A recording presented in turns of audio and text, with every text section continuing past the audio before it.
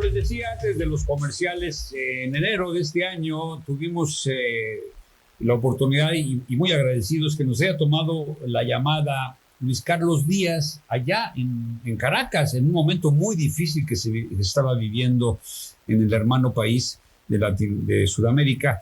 Y bueno, pues él nos narró pues situaciones dramáticas de cómo se estaban pues encarcelando a todo tipo de personas, ¿no? Y menores, y esposas, y la verdad fue muy impresionante lo que nos comentó él, arriesgándose incluso, porque pues la situación del gobierno de Venezuela era pues estar pues persiguiendo a cualquiera que estuviera en contra o estuviera hablando de lo que estaba sucediendo ahí en Venezuela.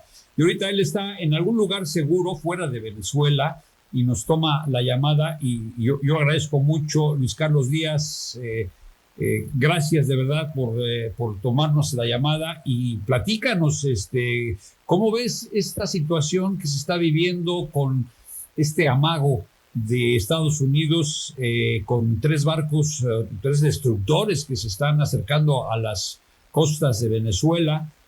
Y pues ellos buscando a los del cártel, porque dice que casi en Venezuela todo es un cártel en cuanto al Estado se refiere, por supuesto.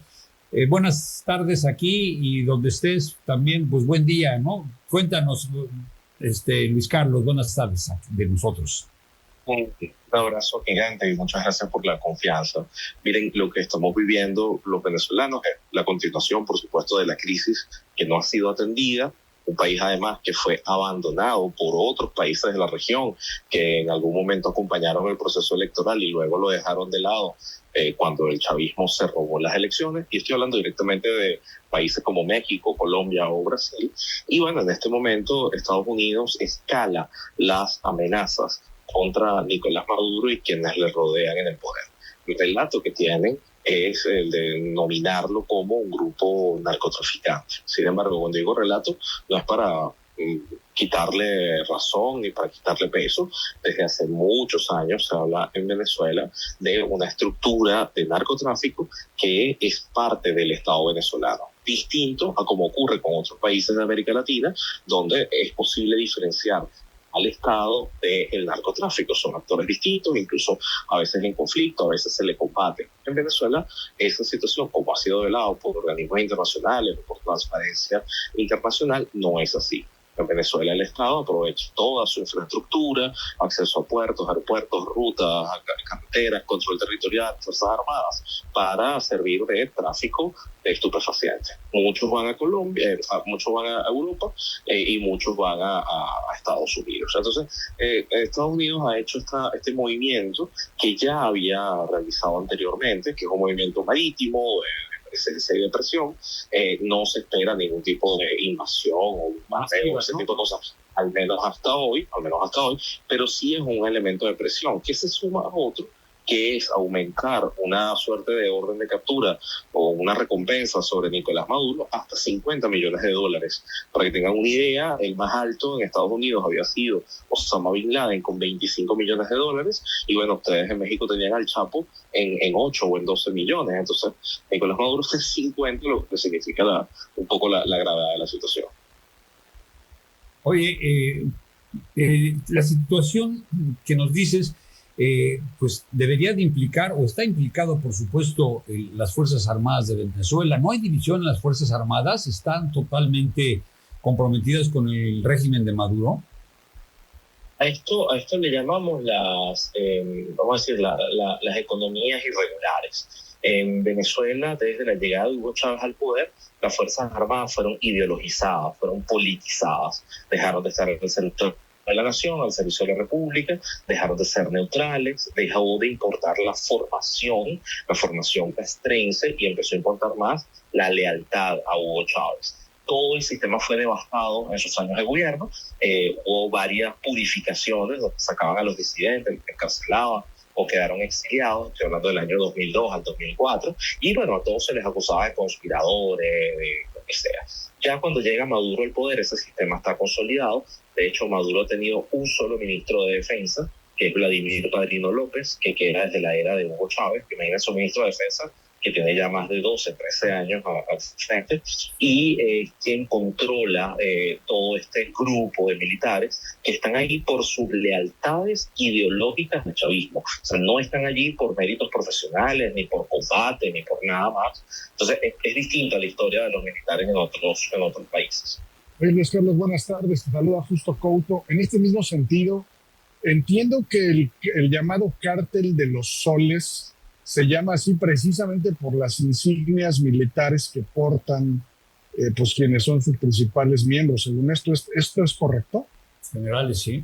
Sí, sí, se usa ese término, igual no significa que entre ellos se llamen así o que reconozcan ese nombre, no significa que las panelas están marcadas con un sello que diga Cartel de los Soles, no es así, pero es la denominación que se usa desde hace varios años para designar como la responsabilidad militar en esta estructura. Por cierto, tenemos que lidiar con negacionistas, analistas de Estados Unidos, analistas de otros países que dicen no, que es falso, que ese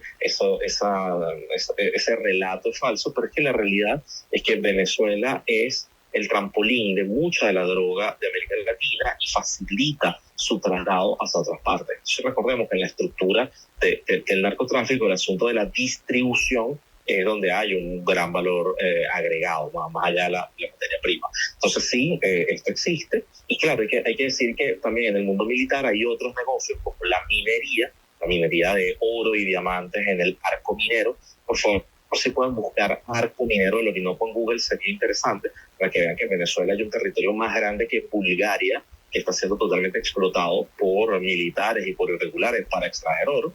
Está el control de las aduanas y los puertos también en manos de militares, y además se les dan algunas carteras ministeriales para que tengan acceso a más presupuesto, tanto eso como al petróleo. Entonces sí, los militares controlan el país. Nicolás Maduro los mantiene contentos con distintas líneas de negocio, y con eso entonces se sustenta la lealtad y la represión, que es la que mantiene a Maduro en el poder. Oye, ¿cuál es el papel de Diosdado Cabello ahí en Venezuela, en el gobierno? Diosdado Cabello se considera el segundo hombre más importante del chavismo. Es una persona que cuando el golpe de Estado de Hugo Chávez en 1992 era un oficial, era de menor rango que Chávez en ese momento, fue uno de los detenidos en ese punto, entonces se le considera como uno de los originarios, una de las personas que estuvo con Chávez desde el inicio, desde aquel golpe de Estado, un golpista más, pero ya estando en gobierno, es una persona que ha ocupado cargos de gobernaciones, de ministerios, ha sido diputado varias veces, y desde hace años en Venezuela él tiene dos roles. Uno es como el jefe del aparato de inteligencia y de represión, o sea, los cuerpos de inteligencia del SEBIN, de GECIN y otros responden a él. En este momento es el ministro del Interior y Justicia, así que todas las policías del país y todo eso responden a él, pero en paralelo es un presentador de televisión. Tiene un programa que se llama Con el Mazo Dando, y si ustedes buscan el Mazo Dando en YouTube, se van a dar cuenta que cada semana Diosdado Cabello señala quiénes son los disidentes que van a meter presos, criminaliza a cualquier persona crítica al poder. Es alguien que es como un sicario mediático, que lo que sea que diga en su programa, luego los cuerpos de represión lo cumplen. Entonces, ordena encarcelar a la gente desde la televisión y con eso completa el sistema como de terrorismo de Estado. Oye, Luis Carlos, ¿cuáles serían para ti los escenarios más factibles que van a ocurrir en las próximas semanas? Porque esto es ya inminente por lo que se ve.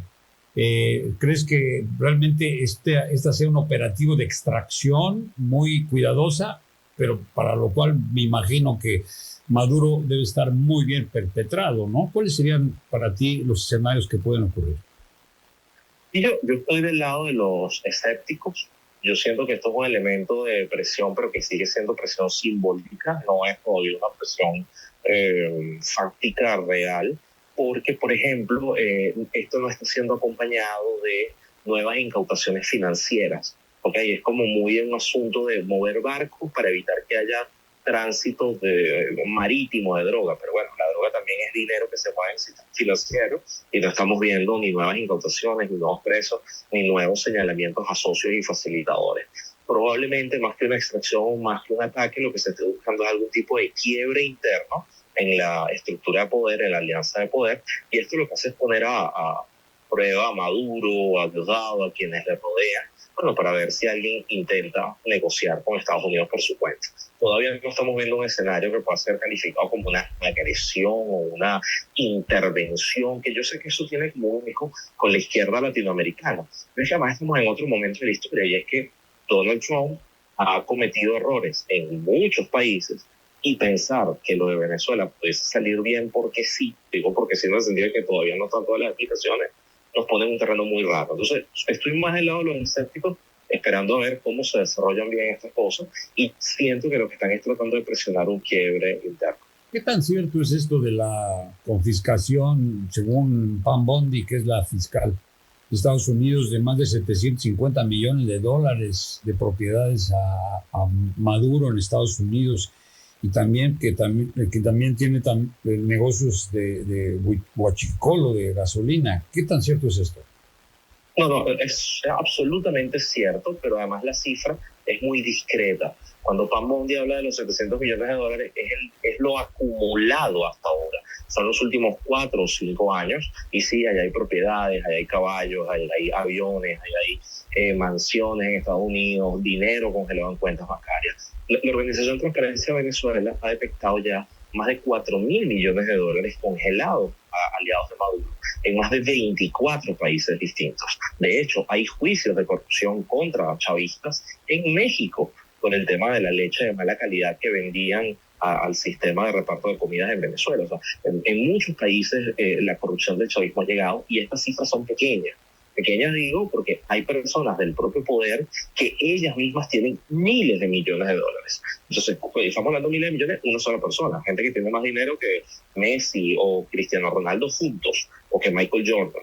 ¿Qué pasa? Hasta Fidel Castro, ¿no? Porque Fidel Castro también tenía lo suyo, caray. Claro, pero cuando hablan de 700 millones, entonces es lo que se ha ejecutado, lo que se comprueba públicamente, lo que ya fue sentenciado por un tribunal. Hay muchas cosas que faltan y muchos corruptos más por detener. Oye, Luis Carlos, a todo esto, ¿qué ambiente se vive actualmente en las calles de Caracas y del resto del país de Venezuela? Miren, para que lo tengan claro, la cantidad de presos políticos sigue en aumento, aunque se ha liberado gente. Todos los días se apresa gente nueva. Ya no hay tantos niños presos, llegamos a tener 220, ahora hay 5 niños presos. Y lo que sí aumentó muchísimo son los extranjeros presos. Llegamos a tener 150 extranjeros distintos, o sea, de distintos países. Colombianos, para que tengan una idea, son 40, pero españoles son 12, italianos son 12. Y son rehenes que el chavismo va tomando para poder presionar a otros países y quebrarlos. No tengo información de un mexicano hasta este momento, pero sí puedo decirles que peruanos, argentinos, hay distintas, todos además sometidos a desaparición forzada, incomunicación, alguna tortura. Oye, ¿cómo se sabe todo esto? ¿Cómo se sabe todo esto? Se sabe porque a veces el propio Estado dice que capturó a mercenarios extranjeros y los va criminalizando, pero sabemos luego que muchos de ellos son turistas o que tienen un familiar venezolano y vienen a conocer a la familia de la esposa, gente así que es detenida al azar. Pero además los que han sido liberados también van narrando a quienes dejaron atrás. Entonces acaban de sacar a 10 gringos que estaban presos en Venezuela, nadie sabía que eran 10, se pensaba que eran 5. Y estos también van narrando a los extranjeros que dejaron atrás. Oye, ¿qué razón? Para que entiendan que hay miedo, y ese miedo hace que la gente también, no es que está en la calle protestando, es que está esperando a ver qué ocurre.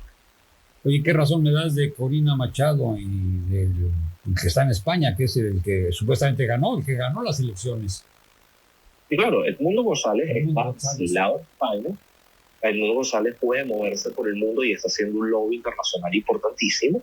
Y María Corina Machado está en Caracas en la clandestinidad. Está en una casa que todavía no ha sido encontrada por el poder, y bueno, desde ahí va dirigiendo la resistencia, otros líderes en clandestinidad, y eso también es una situación inédita. Aquí tengo que comentarles que tanto ella como el mundo, como toda la oposición, tienen las pruebas de la victoria, tienen las actas electorales, cosa que México se negó a reconocer porque estaban esperando la resolución de un tribunal electoral que en Venezuela no existe.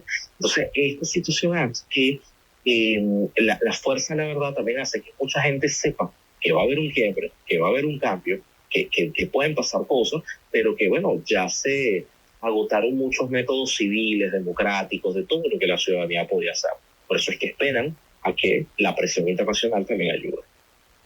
De hablar, pues estaremos pendientes de lo que ocurra. Nuestros mejores deseos para que el pueblo venezolano salga de este yugo, de esta opresión que ya lleva años. ¿Cuántos años ya con Maduro, Luis Carlos?